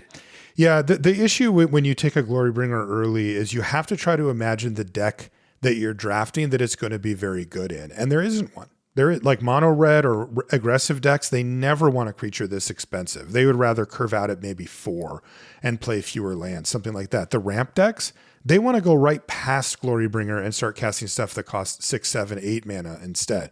Reanimator decks, much bigger than this. Like there's just no natural home for cards like it. Yeah, when people pay 5 mana and cast Glorybringer, it does have an effect on the game. Think of it kind of like a 5 mana common in a normal set. It's like, yeah, when you play those, they're okay, but they're almost never where you want to start. There's almost always better things that you can be doing, and that's true for our old friend, the Glorybringer too. Next up is Tendrils of Agony. This is 2 black for a sorcery. Drains your opponent for 2, but it also has Storm. This is like a high difficulty card, right? I'm very intimidated by Tendrils. I really get the Brainstorm stuff, but Tendrils of Agony is like, this feels like a card that is aiming perhaps a bit too high. Yeah, I think that Tendrils it's a win condition if you're in the Yogg-Will Storm deck, but you're just not going to be in that deck very often. It's good don't you just want to, for example? Yeah, don't you just wheel this too? Yeah, and if you don't, then maybe that's a good sign to not be doing the thing you're trying to do anyways. So I think that Tendrils is not a card you should really ever look to take in the first 6 picks of the draft, something like that. I guess if my first 5 picks were literally Black Lotus, Lion's Eye Diamond, Dark Ritual Yogg-Will, sure. I at that point I would be doing that. But yeah, for the most part, I don't think that's where you want to be. Next card is Crucible of Worlds, which is 3 mana artifact. You may play lands from your graveyard. This is interestingly a card that used to have the monopoly on that effect, but it doesn't anymore. No. This is an effect that we see on Ramanop Excavator and Icetail Explorer now as well. And it also used to be a card that you could use in kind of a fair way to just grind your opponent out. You're discarding lands to stuff, and then you're getting them back, and you're just getting ahead. But these days, this very much stands out more as a combo piece, right? This is one piece of a usually 3-card puzzle involving Strip Mine or Zern Orb and Fast Bond or something like that to get you. I mean, I love it. Like I love my definite weakness in the cube is Strip Mine for sure. Like that is the dream I always want to live. And every time I get to do it, I'm like, I feel really good about myself as my opponent concedes to my repeated Strip Mines, but it is very difficult to get going. And Crucible, very narrow combo piece for a deck that's not even that good is how I would describe it. Yeah. I would I'm never taking Crucible early. I'll take it if I'm in the Zern Orb deck or the Strip Mine deck or both or whatever, but it is not a card you need to be selecting. And you never take it just for value, right? You're not like, well, I have 4 fetch lands, so I'm going to just play Crucible. Like that's not a thing, right? No, I'm not putting Crucible in my deck unless I have Strip Mine / Wasteland or Zern Orb and Fast Bond. Next up, Fractured Identity, 3 blue-white sorcery, exile target non-line permanent, and then each player other than the controller, so you, get a token that's a copy of it. And you can hit any non-land permanent, planeswalkers, artifacts, whatever it is. Yeah, Fractured Identity is a fantastic card. This one's better than Glorybringer. In fact, Fractured Identity is a good card. I'm not going to tell you that it's not, but I would not still want to, this isn't 2021 cube or whatever, some period of time from the past. I would not want to first pick a Fractured Identity. I'll be unhappy if that's what I'm doing. Yeah, I happily play it in blue-white Geons, but I would not be wanting to take it here. Next up, boy, talk about outclassed. Holy smokes. Tarmogoyf is somehow in this cube still. 1 and a green, star, and 1+star where its stars are equal to the number of card types in graveyards. The funny part is that Tarmogoyf has become like a support card for this like Goyf, sub-theme deck that's going on with these. There's 3 other Goyfs in the cube that are just like better than it. The one thing that like is dope. Pyrogoyf is the only one that actually gives you a reason to draft Goyf Tribal, though. Did you see what I sent you and Paul yesterday? I played Pyrogoyf, then Barogoyf. Oh, yeah. Yeah. I did the thing. Yeah. To me, Tarmogoyf is a perfect example of what not to be doing in Cube these days. You know how you were saying that it needs to be cheap, interactive, really powerful. I could expand that out to, what have you done for me lately? Is the demand that you have for each card. What I need something now, right? Like now, like the earlier, the better. When I cast it, great. When it ETBs, okay, I'll take it. When it attacks, if it has haste, okay, maybe, right? But I want something now, and it needs to be pretty darn good. And Tarmogoyf does none of those things. The only time I find myself playing Tarmogoyf these days is in like my blue-red, like Dragon's Rage Chandler, Mishra's Bauble, Delirium style decks that have some green fixing, where it's like reliably an early 4/5 or 5/6. Mm-hmm. But yes, if you kind of just ignored Tarmogoyf the entirety of your cube career, it wouldn't be a bad thing. Yeah, to me, it's just a holdover from it's a nostalgia / it's been here for a while pick, but it doesn't actually earn its spot anymore. Next up is Oroboroid, new edition. So 2 green, 1/3 at the beginning of combat on your turn. So not when you cast, not when it ETBs, not when it attacks, but at the beginning of combat. Okay. Put X +1/+1 counters on each creature you control, where X is this creature's power. This card's actually kind of dope. Like I was initially a little bit skeptical, but I've been impressed by it. Like, is this an elf, like a green, blue deck? Yeah, when you're just look. You shouldn't be drafting this deck very often, but if you do end up there, Oroboroid in the like green tons of creatures deck is good. And it gets really good if you can pump it somehow before its trigger. Yet another reason, by the way, why Utopia Sprawl not high on the list. Last card up, an old favorite, Jace the Mind Sculptor. 2 blue. How the mighty have fallen. Yeah, 3 loyalty, and it has 4 different abilities, +2. Look at the top card of target player's library. You can put it on the top or bottom. 0, Brainstorm, -1, return a creature to its hand, and -12. Whatever. It takes forever to get to that point, but you can do some cool stuff. Yeah, Jace is still a card I'll play in my control decks or like an Academy deck that generates lots of mana. But to give you kind of an example, like in this pack, both Spell Pierce and Pluto Delta are much better than Jace. Exactly. Mana Leak would be better than Jace. Like, yep.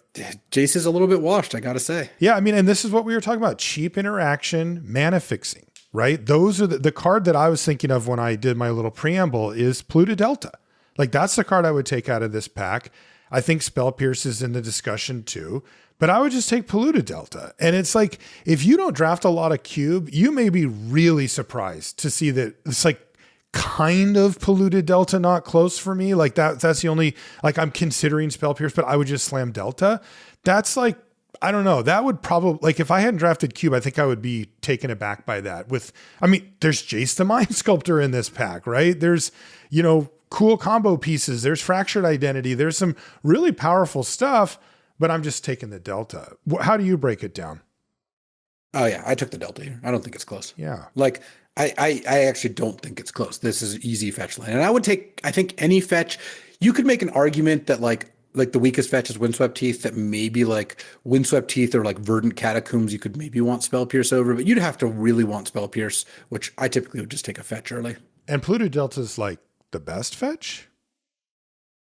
Top tier? Yeah, fetch? I think Pluto Delta and Scalding Tarn are pretty much equivalent. Yeah, equivalent to each other. So there you go. That will show you something, right? That, when Luis was breaking down the most important things in the cube, mana is one of those things. All right, let's do another crack-a-pack. First card up is Malevolent Rumble. This is, relatively recent. There's your 1 and a green sorcery, reveal the top 4 cards of your library. You can put a permanent card from among them in your hand, and the rest go in your graveyard, and you get an 0/1 spawn token that you can sack. Rumble, I think, is the best green card, not counting multicolored cards like Minsc and Boo. Just because Rumble fits, or Nadu, those are both better. Rumble, it's great in Reanimator, it's great in combo, it's great in just green mid-range. Rumble is just really, really good. Yeah, Rumble, throwing stuff in the yard en masse is really good. Next up is Soul Guide Lantern. This feels like a sideboard card. It's 1 mana artifact. When it enters, you exile target card from a graveyard, and you can tap it and sack it to exile each opponent's graveyard, or you can pay 1 tap and sack it to draw a card. But you do get a card for free either way. Yeah, it cycles.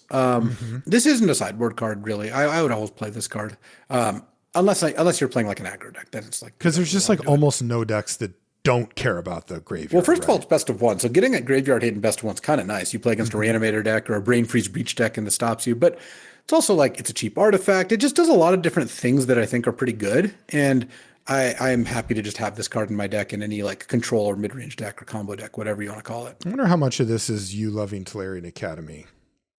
I mean, it's still a spot, right? Like that's not exactly a little bit focused. No, but like putting this in your 4-color control deck is great. Sometimes you play it on turn 1 and your opponent is like, "Oh, I'm the animator. I'm just to it." Yeah, that's true. And if they're not, you cycle it. Yeah. Or you cast it and just like eat their red-white deck's flages out of the graveyard and then just crack its draw card afterwards. It is very rare to find a deck that doesn't care about the graveyard, and some are completely dependent on it. Yeah, and when they don't, you cycle it. So it's like it can be a 10 in the right matchups or a 2-mana cycler that you can cast over 2 or pay over 2 turns, which is just not that bad. For any color of mana. Next is Talisman of Progress. So the talismans are in here too. 2-mana artifacts that tap for colorless or tap for one of 2 colors. This one is blue or white, but it also does a damage to you. Where are you at on the talismans? You know, cubes have had various 2-color or 2-mana mana rocks over the years, and it looks like the talismans are where they've settled. Talismans are kind of becoming standard, or they have over the last couple of years. Because the reason I put them in my cube is because compared to a like a signet, that would be the other one. You end up being in a spot where you can play a Talisman of Progress and then still cast Spell Pierce, whereas like a Zoria Signet doesn't tap for mana by itself; it needs another mana source. Right. And I actually disagree with their philosophy of having all 10. I don't have 10 in my cube. I think I have like 6 because there's just some weird color combinations that don't do anything. Like green-white is just not playing the talisman very often. Green-black, for example. So I have like black-red, blue-red, like all the blue ones and like black-red, because I think that those are the interesting ones. The like black-white decks just don't typically play those. No. That said, you know, whatever. These are fine. I don't play talismans unless I have a reason to play them. What would be a reason? Like you mean beyond mana fixing? Well, if you're playing a 4-color control deck or 5-color control deck and you don't have the mana, then you can play a talisman, though that's like not actually that good. Because I don't like playing decks that have 1 or 2 medium power artifacts. I don't count Soul Guide because it cycles, or a Mox because it's busted. But like having a talisman in your deck, you're just asking to get eaten by Kolagon's Command or Pest Infestation kind of for free. Yeah, I hate the talismans. I begrudgingly play them when I do. The reason I play them is a bad reason to play them is mana fixing, because that means you probably didn't draft enough lands. You know, it can happen. Good reason to play them. They're great in the artifact deck, Mishra's Workshop, Tolarian Academy, Tinker, all of those, you can see why. Yeah. They can be good in Storm because Storm doesn't really want that many types of cards. It wants to spend its early turn drawing and accelerating, and this is one of the ways to do that. And Storm plays tons of artifacts typically, so it's not like you're vulnerable to artifact removal. You always are.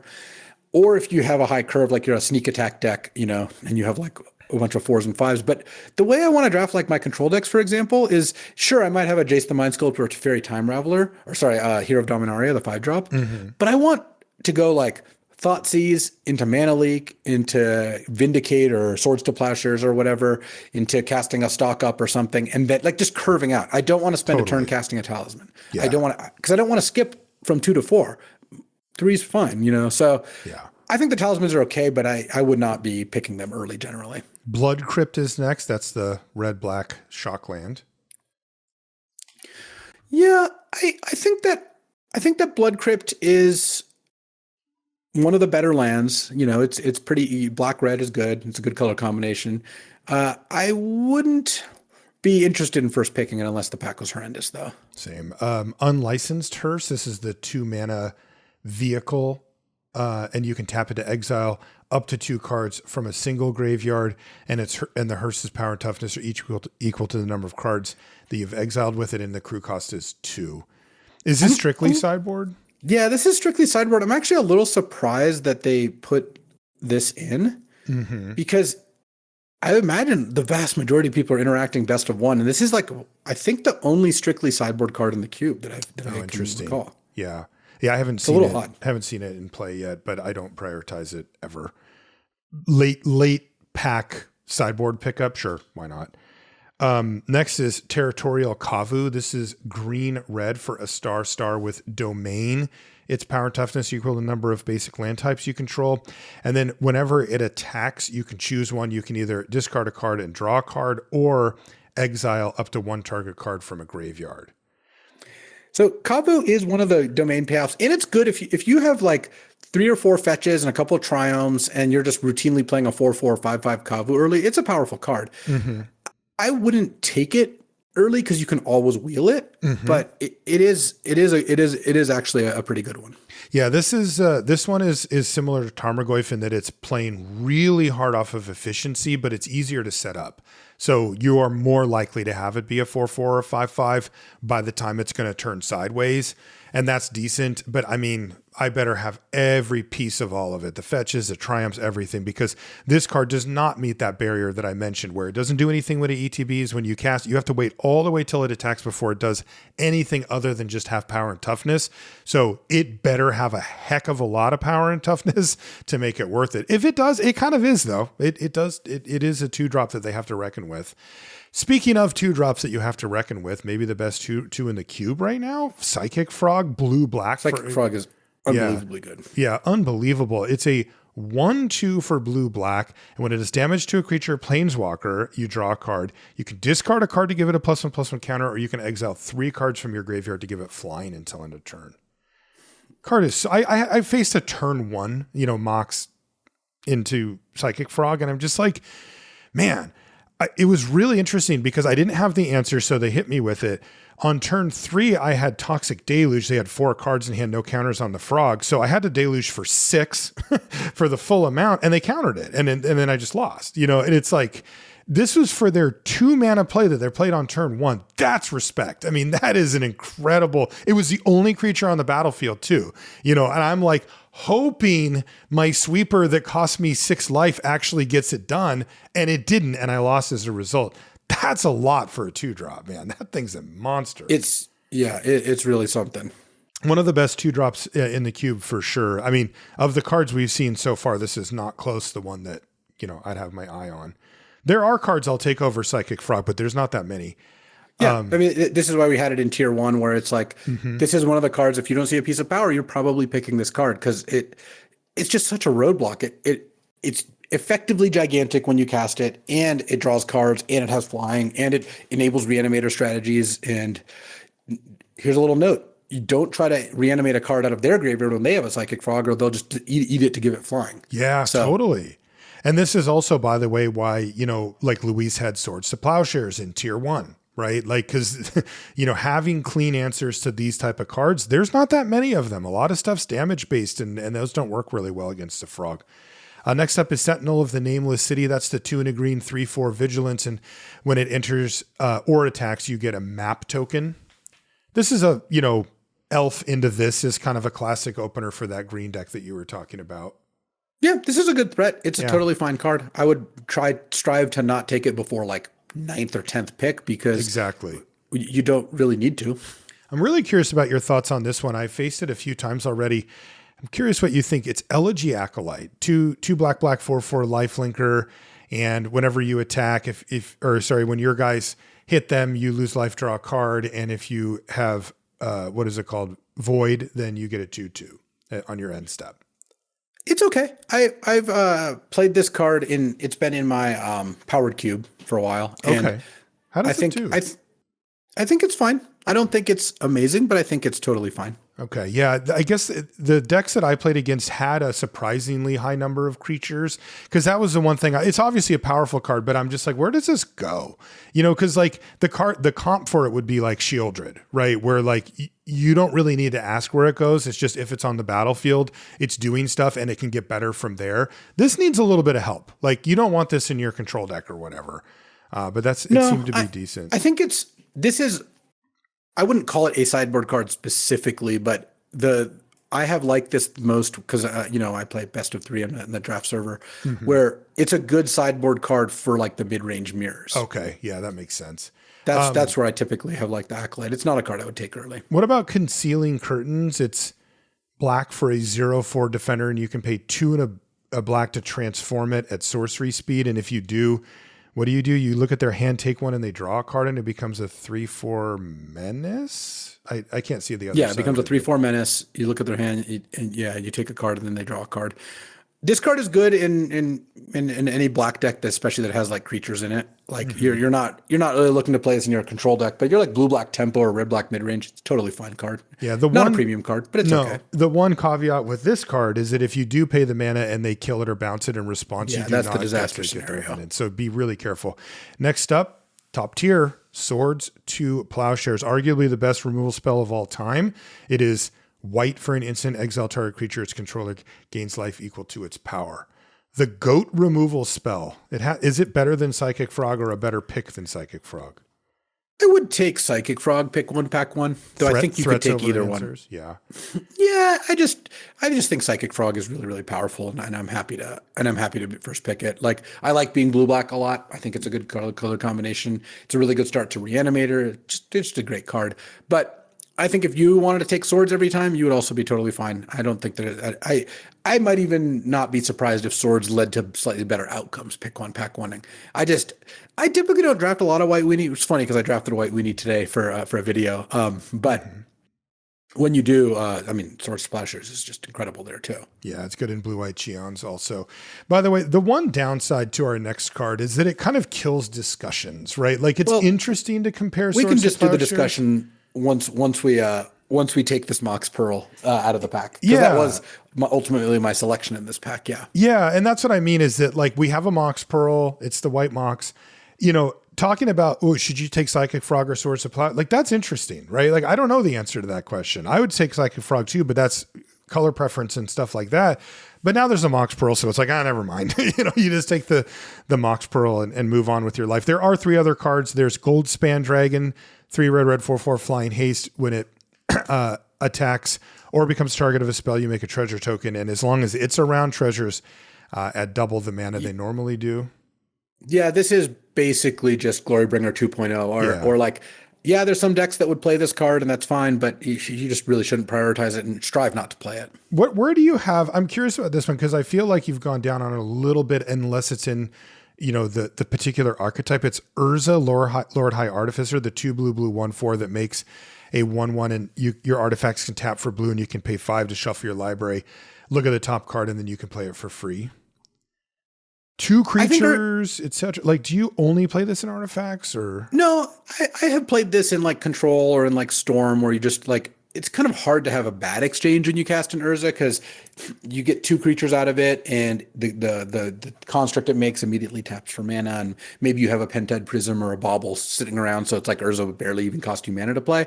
But this is a build around, like, let's say Pearl wasn't in the pack, I still wouldn't take Urza over Psychic Frog or Swords to Plowshares. I think that Urza is comparable with those cards once you are in the deck, but like Swords just goes in 5 different decks and it's great in all of them. Urza is great in one deck, Artifacts, and kind of just fine in a bunch of other ones. So it's a great card. It's just a little bit more narrow than the other options. And then our last card is Tameo, Inquisitive Student, another relatively new addition. Cool card. It's blue for a 0/3 flyer. Whenever it attacks, you investigate, which means you get a clue token. And then if you ever draw a 3rd card in a turn, it transforms into a Planeswalker with 2 loyalty, +2 until your next turn. Whenever a creature attacks you or Planeswalker you control, that creature gets -1/-0 until end of turn.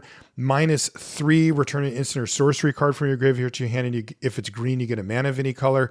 And it does have an ultimate of -7, draw cards equal to the half the number of cards in your library rounded up. And you get an emblem with you have no maximum hand size. That is a lot of stuff on a 1 mana card, Luis, especially in blue. And it seems to touch a lot of different decks. Like it makes artifacts for that deck. It's also just good value. I mean, it's a cool card. Tameo's a great card. Is it a great card? I like it. Yeah.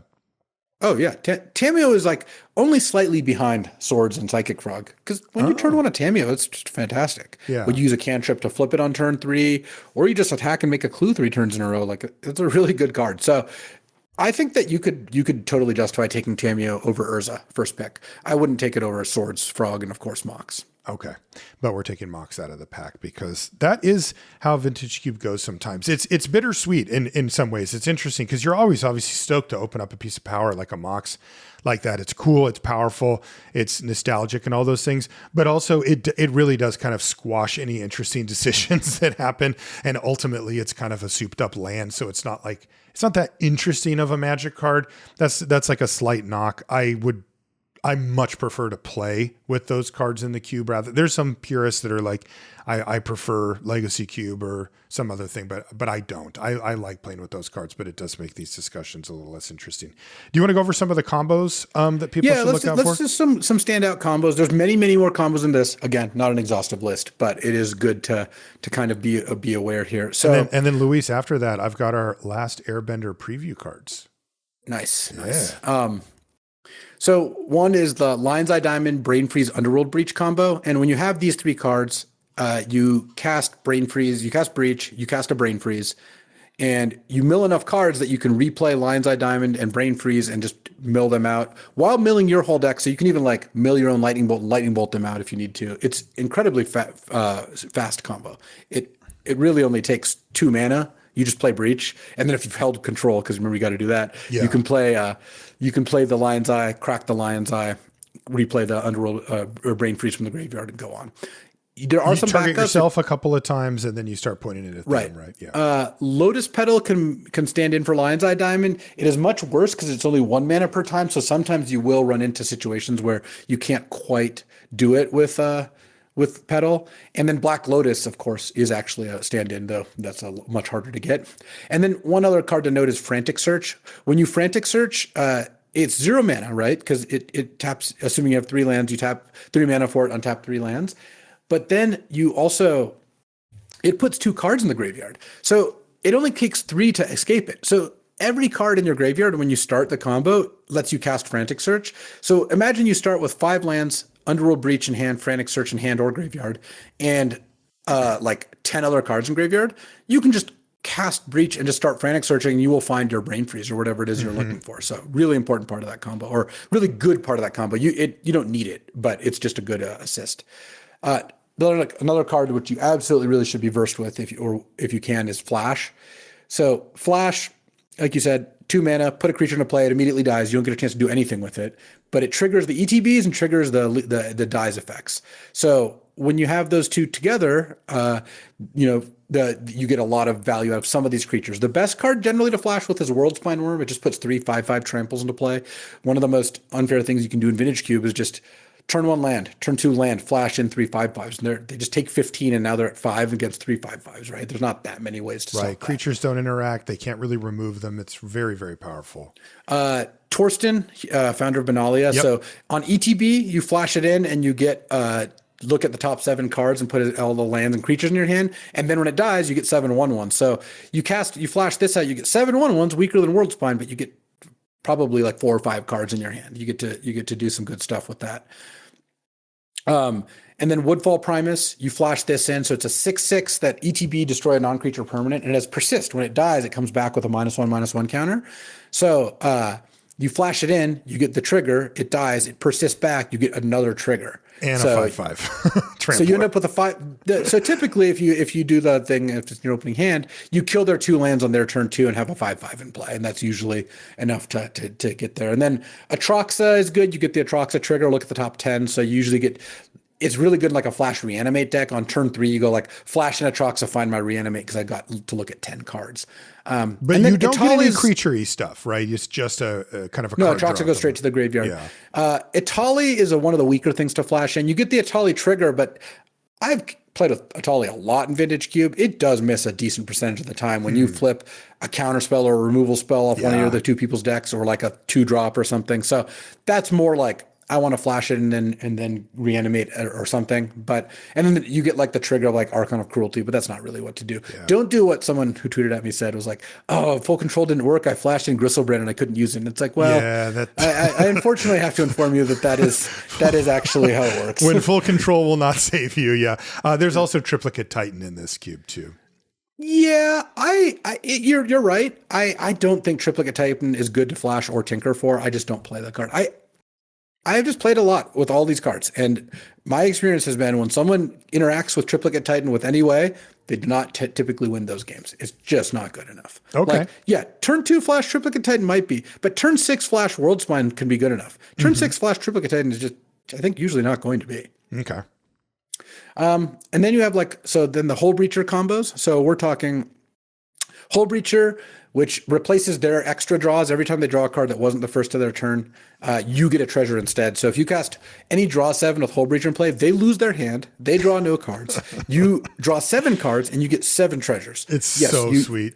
Your win rate when you do that is unsurprisingly exceedingly high. Yes. So there's Echo of Eons, Time Twister, Wheel of Fortune is like the best ones. Echo, you do need a discard outlet, but Lion's Eye Diamond's your friend there. And then Memory Jar and Time Spiral are the worst ones because they just cost more mana, so they're harder to get going.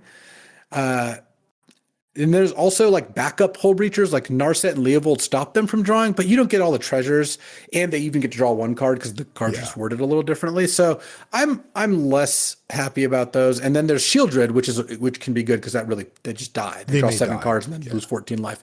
Note Bowmaster's not in the cube, so that's not one of the options.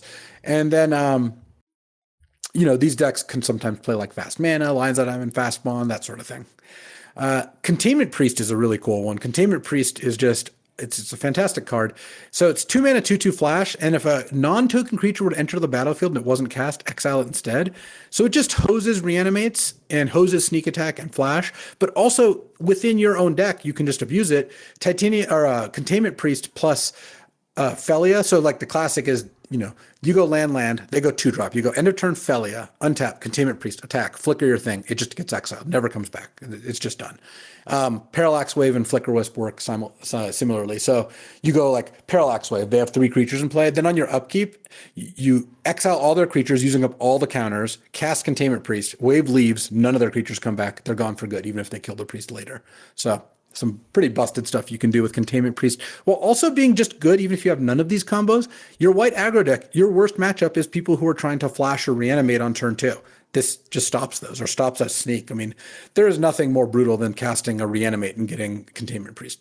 Like nothing. Like you lose all the life and then you don't get a creature. It's really brutal. Titania and lands, there's a whole lands package. We kind of mentioned that already. Goblin Bombardment I consider it basically a 2-card combo with a Ajani, because it is busted if you've played Modern and seen what Boros Energy does. Which Ajani? The Ajani Nakata Pariah, the MH3 one. So you go turn 2 Bombardment, turn 3 you go Ajani, sack the cat, flips Ajani, make a cat. You now have a red permanent because Goblin Bombardment's red. Oh. You're dealing, some damage based on how many number of creatures you have. You have more cats to throw. Like it is just busted stuff. So I really don't put Bombardment in my deck unless I have a Johnny. I don't think that you're really supposed to do that usually. There's Nadu. So Nadu, Lightning Greaves is the best combo, but there's also like Brissy Bill, Scythecat Cub. Those both have landfall triggers of putting a counter on something. Sylvan Safekeeper Nadu is fantastic. And you also have like Lobisper Boots or Umazawa's GTA. There's like a number of ways to combo, but Lightning Greaves Nadu is really the thing you want to be doing. That's 2 cards per creature. Right. Yeah. So you go Greaves on a thing, Greaves on a thing, Greaves on it, and it's just 2, 2, 2. You just like basically each creature gets you 2 triggers, that's gross. And you especially if like a Spring Heart and Tuco, where every time you hit a land you get a creature, you can just Nado your whole deck and win. That's like the actual Nado combo. One that I think people might not be aware of, but is actually really sick is Lutri. So Lutri is the companion, and it's free to companion because it says you can't have any duplicate non-lands in your deck. Well, there's no duplicates in the cube. So, it's always able to companion. The reason Lutri is so sick is there's a bunch of spells: Force of Will, Force of Negation, Subtlety, Fury, Pyrokinesis. 5 different spells that you can pitch a red or blue card to cast. Just Lutri with those is awesome because you just put Lutri in your hand and then you can cast any of those for free. So like, you do end up spending the 3 mana. But it becomes the food for your pitch spells for just 3 mana sitting there. In fact, I have played Pyrokinesis in a deck with no red cards that just had a Lutri. Oh, that's cool.